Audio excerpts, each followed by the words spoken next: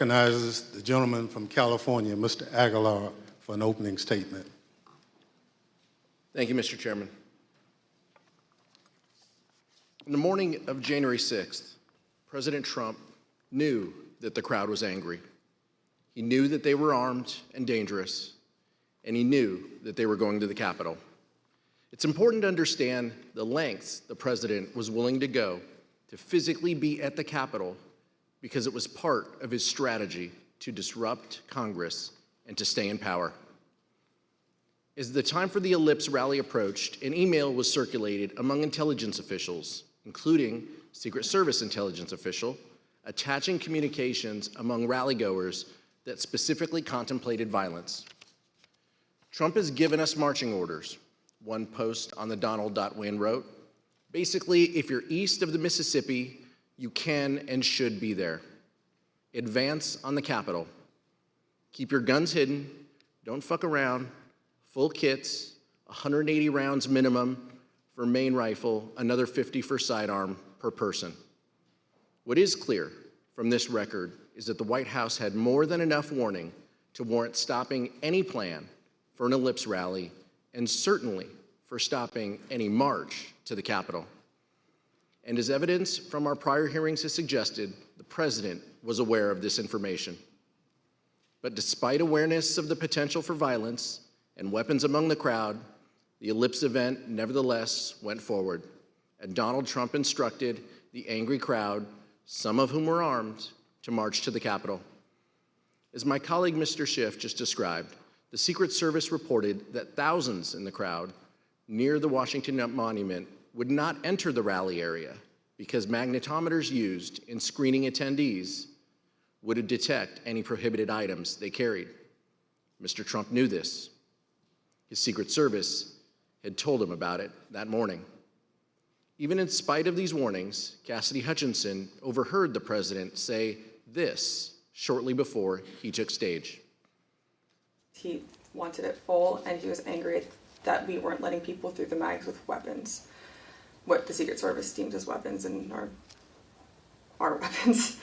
I was in the vicinity of a conversation where I overheard the president say something to the effect of, you know, I don't effing care that they have weapons. They're not here to hurt me. Take the effing mags away. Let my people in. They can march to the Capitol from here. Let the people in. Take the effing mags away. And when he went on stage, President Trump himself asked law enforcement to let his supporters in the rally site. And I'd love to have, if those tens of thousands of people would be allowed, the military, the Secret Service, and we want to thank you, and the police, law enforcement, great, you're doing a great job. But I'd love it if they could be allowed to come up here with us. Is that possible? Can you just let them come up, please? President Trump then told his supporters to march to the Capitol. Let's pause at this point to consider President Trump's state of mind, his motivation at this moment. By that point, it was known to Secret Service that members of the crowd were armed. President Trump had been told, and there was no doubt that President Trump knew what he was going to do, sending an angry mob, a number of whom were clad in tactical gear and military garb, armed with various weapons, to the Capitol. There's no scenario where that action is benign. And there's no scenario where an American president should have engaged in that conduct. It did not matter whether President Trump believed the election had been stolen or not. This could not be justified on any basis for any reason. You may also recall testimony from our summer hearings regarding Mr. Trump's efforts to lead the mob to the Capitol himself in his angry altercation in the presidential SUV when the Secret Service told him it was far too dangerous for him to go. As we detailed in testimony from the Metropolitan Police and White House personnel during our July 21st hearing, information about the altercation was widely known. So widely known that one former White House employee with national security responsibilities explained that this information was in fact water cooler talk in the White House complex. As that professional told us, they remember hearing in the days after January 6th how angry the president was when he was in a limo that afternoon. That professional also testified that they were specifically informed of the president's irate behavior in the SUV by Mr. Ornato in Mr. Ornato's office. It was Mr. Engel with Mr. Ornato in that office. They'd expressed to me that the president was irate, on the drive up. Mr. Engel did not deny the fact that the president was irate. That, of course, corresponds closely with the testimony you saw this summer from Cassidy Hutchinson, a Metropolitan Police officer who was in the motorcade, and from multiple sources. Additionally, after concluding its review of the voluminous additional Secret Service communications from January 5th and January 6th, the committee will be recalling witnesses and conducting further investigative depositions based on that material. Following that activity, we will provide even greater detail in our final report. And I will also note this. The committee is reviewing testimony regarding potential obstruction on this issue, including testimony about advice given not to tell the committee about this specific topic. We will address this matter in our report. We also want to remind you now of how security professionals working in the White House complex and who reported to national security officials responded when they learned that Mr. Trump intended to lead the mob to the Capitol. To be completely honest, we were all in a state of shock. Because why? Because it just,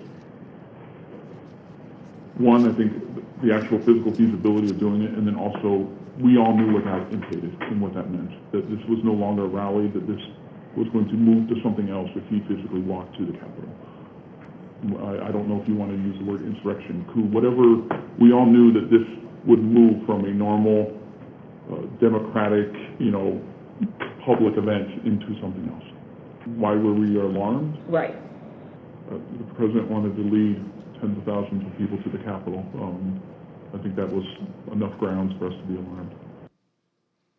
President Trump was still considering traveling to the Capitol even after returning to the White House. He knew well before 2 p.m. that a violent riot was underway at the Capitol. He was aware of the ongoing lawlessness, but his motorcade was held on West Executive Avenue outside the White House because he still wanted to join the crowd. Here's Kayleigh McEnany, the White House press secretary, describing an exchange she had with the president as soon as he arrived back at the White House. So to the best of my recollection, I recall him being saying that he wanted to physically walk and be a part of the march, and then saying that he would ride the beast if he needed to, ride in the presidential limo. From the Secret Service, the Select Committee has also obtained important new evidence on this issue. It shows how frantic this hour must have been for the Secret Service, scrambling to get the President of the United States to back down from a dangerous and reckless decision that put people in harm's way. Take a look at the Secret Service email from 1:19 p.m. on January 6th, the minute that President Trump got out of the presidential vehicle back at the White House. As soon as the president left his motorcade, leadership from the Secret Service contacted Bobby Engel, the lead agent for the presidential detail, and warned him that they were, quote, concerned about an OTR, an off-the-record movement to the Capitol. The people sworn to protect the safety of the President of the United States and who routinely put themselves in harm's way were convinced that this was a bad idea. Secret Service documents also reveal how agents were poised to take President Trump to the Capitol later that afternoon. Agents were instructed to don their protective gear and prepare for a movement. A few minutes later, they were told the president would leave for the Capitol in 2 hours. It wasn't until 1:55 p.m. that the president's lead Secret Service agent told them to stand down. We are not doing an OTR to the Capitol. By then, rioters had breached the Capitol and were violently attacking the efforts of the brave men and women in law enforcement trying to resist the mob. President Trump may not have gone to the Capitol on January 6th, but what he did from the White House cannot be justified. While congressional leaders, both Democrats and Republicans, worked with Vice President Pence to try and address the violence, President Trump refused urgent pleas for help from nearly everyone around him. And what he did do only made the situation worse. Mr. Chairman, I yield back. The gentleman yields back. The chair recognizes the gentleman from Maryland.